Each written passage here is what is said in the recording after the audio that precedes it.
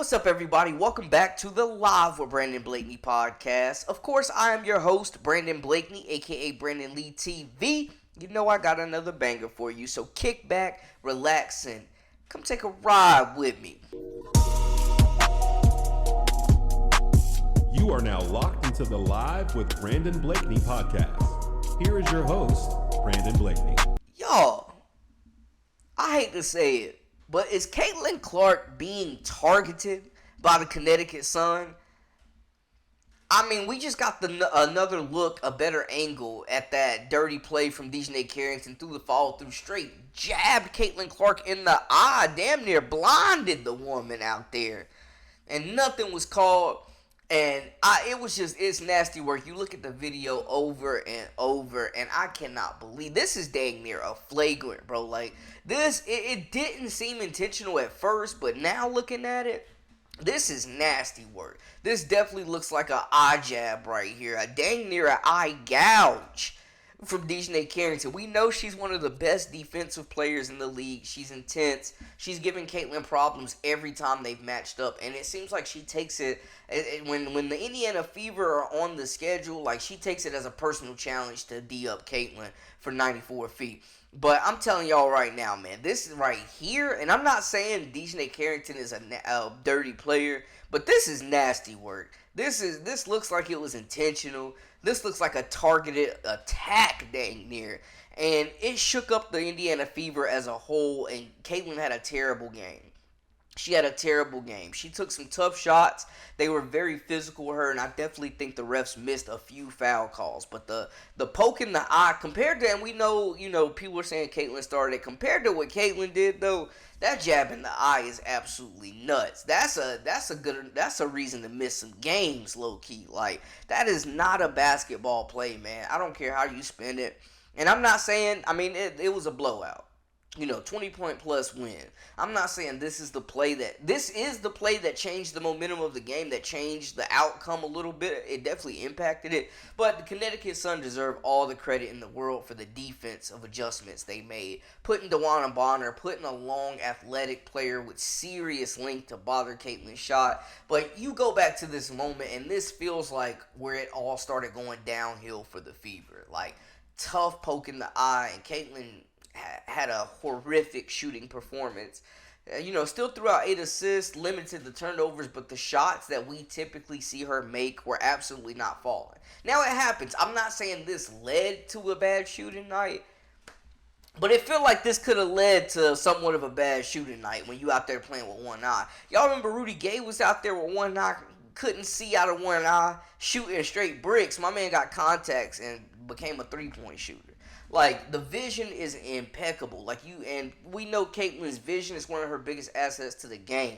That jab in the eye was absolutely uncalled for, bro. Like, that follow-through was nasty. I'm surprised it wasn't called a flagrant. There's got to be more focus on this. Like, you got to protect your assets out there. And they know if Caitlin is out a game, the WNBA ratings are going to plummet because of the views that she brings. All the first-time fans that she has brought. And we know Dijonai Carrington has no love for the Indiana Fever. Has no love. Called their fans the nastiest in the WNBA. Has no love for this fan base. Has no love for this franchise. And she's definitely proven it. Every time this team has played against the Indiana Fever, there's been a lot of physical calls. Well, not a lot of physical calls, but a lot of physical fouls that haven't been called. This is not the first time we've seen this from the Connecticut Sun. We know AT has been on the end of a few very physical fouls. She choke slammed Angel Reese. She's fouled Clark hard before. Like, she is an enforcer. She is a bully out there. And the Connecticut Sun are super physical, and the Fever are going to have to match that intensity. I talked about it in my last video about how, the keys to the game for a victory for them. So I'm not going to go deep into that here. But just focusing on that foul, man, like, that was nasty. That was uncalled for. And it seemed like Caitlin has been targeted by multiple franchises, but this one was dang near an assassination, bro. Like, this is uncalled for. This is not a basketball play. It is absolutely just not a basketball play. There's no room in the game for that, man. For players to be trying to hurt other players. In the playoffs at that, and you trying to handicap this team, like, straight, that was, man, Guys, y'all gotta let me know how y'all feel. But it felt like it turned into WWE. That was a cheap shot. I don't like it. It was uncalled for. This new angle just shows you how embarrassing of a moment this was, bro. Like, Carrington gotta clean it up.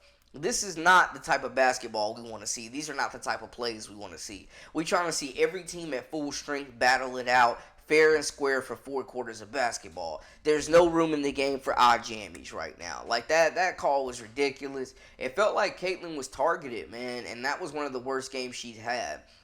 It was it was a disastrous playoff debut under some unfortunate circumstances. But I absolutely think she bounces back in game 2. She rarely has 2 games back to back where she's playing bad. I think she comes out with a vengeance. I think the eye gets healed, and I think they come out with a more intense effort and energy in this contest. I think Caitlyn's coming for revenge. She will be coming for blood next game, and I'm hoping they get more creative, moving her off ball some. Not saying taking it out of her hands, but just moving her off ball, creating some more space, getting Dantas in that starting lineup to really open things up with her shooting. Because if Caitlin Clark gets Marina Mabry one-on-one, it's barbecue chicken.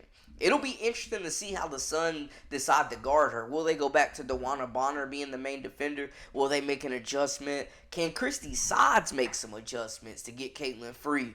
Get that pick and roll going? Because the 2-man game with her, Aaliyah Boston, was non-existent. I don't know if y'all noticed how far those Connecticut Sun bigs had the bigs of the Fever pushed up at the high post on the elbow, not allowing them to establish any type of inside presence, down low positioning. Caitlyn, Kelsey Mitchell got to lead the way. They cannot have bad shooting nights from either one of them if they want to win this game.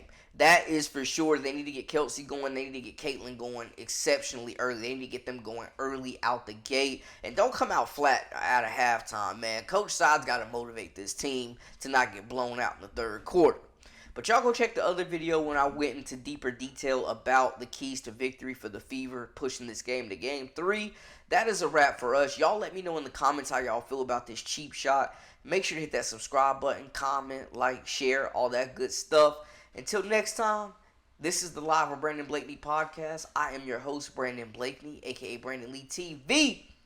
We out.